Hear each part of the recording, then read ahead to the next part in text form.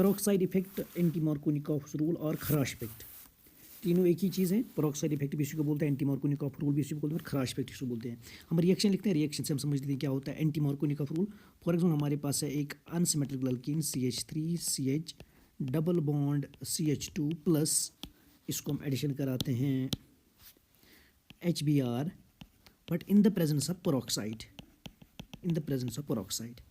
Peroxide हम कौन लेते हैं, पेरोक्साइड हम ये वाला बेंजोइल पेरोक्साइड ले लेते हैं, PH C double bond O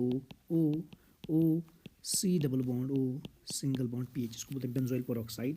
इस केस में जब हमने इसमें बेंजोइल पेरोक्साइड का एडिशन करा दिया एक अनसिमेट्रिकल अल्कीन के केस में, तो हमें जो मिलेगा प्रोडक्ट वो मिलेगा anti Markovnikov rule. Markovnikov rule के अकॉर्डिंग जो Br था ये जाना चाहिए था इस वाले कार्बन के पास, और जो H है ये जाना चाहिए इस वाले कार्बन के पास। बट जो हम अभी एंटी मार्कोनिकॉफ रूल देखेंगे, आप इसका अपोजिट देखोगे, जो नेगेटिव पार्ट जाएगा वो जाएगा उस वाले कार्बन के पास जिसके पास ज़्यादा हाइड्रोजन एटम होंगे। तो प्रोडक्ट हमें ये मिलेगा CH3CH2 single bond CH2 Br।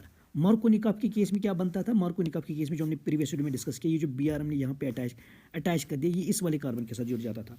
अब ये जो एंटी मार्कोनिकॉफ रूल फॉलो हो रहा है, जो पेरोक्साइड इफेक्ट भी होता है, जो खराश इफेक्ट भी होता है, ये HBr के साथ ही क्यों होता है और पेरोक्साइड के प्रेजेंस में किस तरह से होता है। चलिए हम स्टेप बाय स्टेप इस मैकेनिज्म को समझते हैं जो पेरोक्साइड इफेक्ट हमारे पास है, और क्यों HBr के साथ ही होता है, क्यों नहीं HCl, क्यों नहीं HF, क्यों नहीं HI के साथ फॉलो होता है।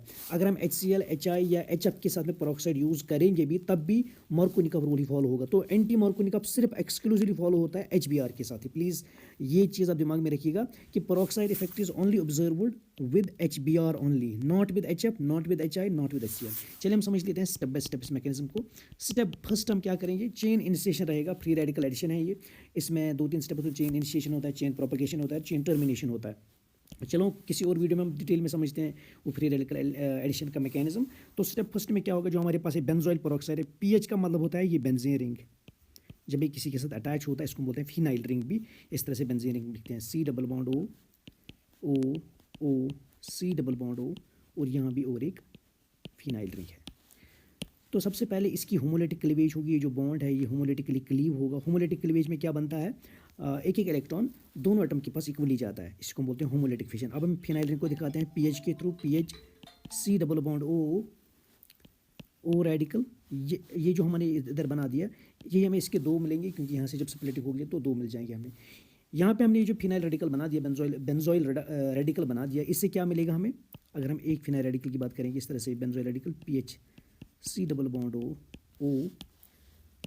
इससे हमें कार्बन डाइऑक्साइड मिल जाएगा। कैसे, ये जो हमारे पास डबल बॉन्ड है, एक रेडिकल इसके पास जाएगा, एक रेडिकल इधर जाएगा, और ये वाला रेडिकल इसके साथ बॉन्ड बनाएगा, तो हमें प्रोडक्ट में मिलेगा कार्बन डाइऑक्साइड गैस। जिस रिएक्शन में गैस रिलीज होता है वो रिएक्शन जल्दी से फेवरेबल होती है, क्योंकि गैस एक अच्छा रिलीजिंग ग्रुप होता है, एक अच्छा लीविंग ग्रुप होता है, प्लस हमें मिल जाएगा PH रेडिकल।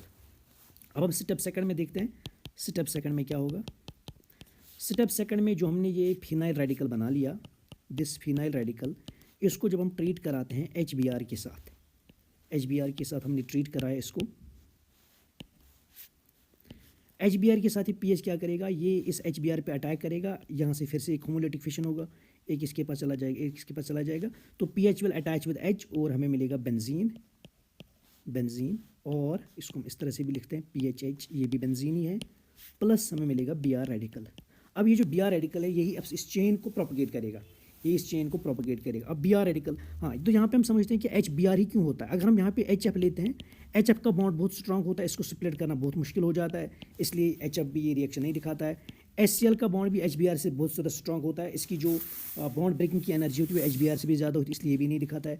अब HBr ही दिखाता है, इसलिए दिखाता है क्योंकि इसको ब्रेक करना, PH रेडिकल को इसको जब ब्रेक करना पड़ता है वो इजीली ब्रेक हो जाता है, क्योंकि इसकी एनर्जी जो बॉन्ड ब्रेक करने की होती है वो बहुत कम होती है। वाइल जो HI के केस में हमारे पास इसका बॉन्ड ब्रेक करना बहुत ईजी होता है। इस केस में जो HI है, HI का बॉन्ड ब्रेक इजीली हो जाता है क्योंकि इसकी बॉन्ड ब्रेकिंग एनर्जी HBr से कम होती है। बट इसमें जो I रेडिकल बनता है ये हाईली रिएक्टिव होता है, ये अपने ही I रेडिकल के साथ ट्रीट करके I2 बनाता है। तो जिस वजह से यहाँ पे जिस तरह से Br रेडिकल आगे चेन को प्रोपगेट करता है, हमारे यहाँ जो I रेडिकल बनता है, I रेडिकल आगे प्रोपगेट ही नहीं कर पाता, ये इतना ज़्यादा रिएक्टिव है, ये I के साथ ही वापस रिएक्ट करके I2 बनाता है, इसलिए यहाँ पे रिएक्शन स्टॉप हो जाती है। तो दैट इज़ द रीज़न जब भी हम एक अनसिमेट्रिकल अल्कीन को लेते हैं पेरोक्साइड के साथ, अगर हम HF लेंगे तो नो पेरोक्साइड इफेक्ट, HCl के साथ नो पेरोक्साइड इफेक्ट, सिर्फ HBr के साथ होगा, ना HI के साथ होगा। तो this is the main reason कि why only HBr shows the anti Markovnikov rule और पेरोक्साइड इफेक्ट और खराश इफेक्ट। खराश इफेक्ट इसलिए इसको बोलते हैं because this effect this was actually carried out by the scientist whose name was Kharasch and one more was his name was Mayo, तो इसलिए इसका नाम खराश इफेक्ट भी है। एक साइंटिस्ट ने ये रिएक्शन की थी तो उसी के नाम पे इस रिएक्शन को बनाया गया है। तो स्टेप थर्ड में अब क्या होगा, इन स्टेप थर्ड जो हमारे पास ये बी आर रेडिकल है, now this B R radical it will now try to react with unsymmetrical alkene CH3 CH double bond CH2। जिस तरह से हमारे पास कार्बोकैटाइन की रिएक्टिविटी, अगर हम कार्बोकैटाइन की स्टेबिलिटी चेक करेंगे 3 degree is more stable and 2 degree is 1 degree, हमारे पास जो फ्री रेडिकल रहता है ये भी इलेक्ट्रॉन डिफिशिएंट ही होता है, इस केस में भी 3 degree is more stable then 2 degree is more stable then 1 degree. तो हम यहाँ भी कोशिश करेंगे हमारे पास वो वाला रेडिकल बनना चाहिए जो ज़्यादा स्टेबल है। अगर हम इस डबल बॉन्ड को इधर शिफ्ट करेंगे, एक रेडिकल इधर शिफ्ट करा देंगे तो हमें ये मिलेगा, इस तरह का रेडिकल हमें मिलेगा CH3 CH radical CH2 radical. CH2 ये जो CH2 वाला रेडिकल है, इस CH2 वाले रेडिकल के साथ अगर Br रेडिकल जुड़ जाएगा तो हमारे पास इस केस में कौन सा रेडिकल बन रहा है, ये वाला रेडिकल हमें बन रहा है 2 डिग्री रेडिकल। तो इस केस में 2 डिग्री रेडिकल बन रहा है। दूसरा केस क्या है, दूसरा केस इसका इस तरह से बन सकता है CH3 CH radical single bond CH2 radical. अगर इस वाले के साथ Br रेडिकल अटैच होगा तो इस केस में हमारे पास जो रेडिकल बन रहा है वो 1 डिग्री रेडिकल है। तो अभी हमने यहाँ से देखा कि जो 3 डिग्री 2 डिग्री 1 डिग्री है, 2 degree is more stable then 1 degree, इसलिए हम किस वाले पाथवे से जाएंगे, हम इस वाले पाथवे से जाएंगे, इस वाले पाथवे से जाएंगे। तो हम यहाँ पे प्रोडक्ट बना लेंगे Br radical plus CH3 CH double bond CH2, it will give us, अब ये Br रेडिकल किस कार्बन के साथ जुड़ेगा, इस वाली कार्बन के साथ जुड़ जाएगा। ये जब इधर शिफ्ट होगा तो इस वाली के साथ जुड़ जाएगा, हमें मिलेगा CH3 CH, इस पे radical single bond CH2 Br। अब ये वाला रेडिकल ज़्यादा स्टेबल है क्योंकि इस केस में 1 डिग्री बनता था, ये वाला जो रेडिकल है ये 2 डिग्री रेडिकल है।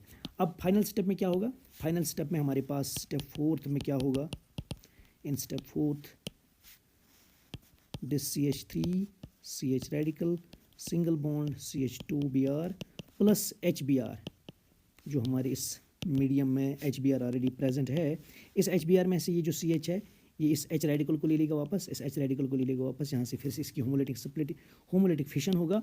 तो जो हमें फाइनल प्रोडक्ट मिलेगा वो इस तरह का मिलेगा, CH3 CH2 single bond CH2 Br। अगर आप इस प्रोडक्ट को एनालाइज करोगे, ये जो यहाँ पे प्रोडक्ट बन रहा है यही एंटी मार्कोनिकॉफ रूल के थ्रू बन रहा है। मार्कोनिकॉफ रूल के थ्रू ये जो Br एटम हमने देखा ये इस कार्बन एटम के साथ जुड़ जाता था जिसके पास कम हाइड्रोजन एटम है, बट यहाँ पे आप देख रहे हो यहाँ पे जो Br है ये किसके साथ जुड़ गया, CH2 के साथ जिसके पास ज़्यादा हाइड्रोजन एटम है। इसीलिए इसको क्या बोलते हैं, एंटी मार्कोनिकॉफ प्रोडक्ट भी बोलते हैं, पेरोक्साइड इफेक्ट के थ्रू भी जाता है और इसको खराश इफेक्ट भी बोलते हैं। तो जब भी आप किसी रिएक्शन में इस तरह से देखोगे CH3 CH3 CH double bond CH2 plus HBr in presence of peroxide. अगर HBr के साथ आपने पेरोक्साइड देख लिया तो आप ये जो Br है इस Br को आप अटैच करा दो इस कार्बन के साथ, तो प्रोडक्ट हमें क्या मिलेगा, CH3 CH3 CH2 single bond CH2 Br। तो this will be the final product which is formed by following the anti-Markovnikov rule or peroxide effect.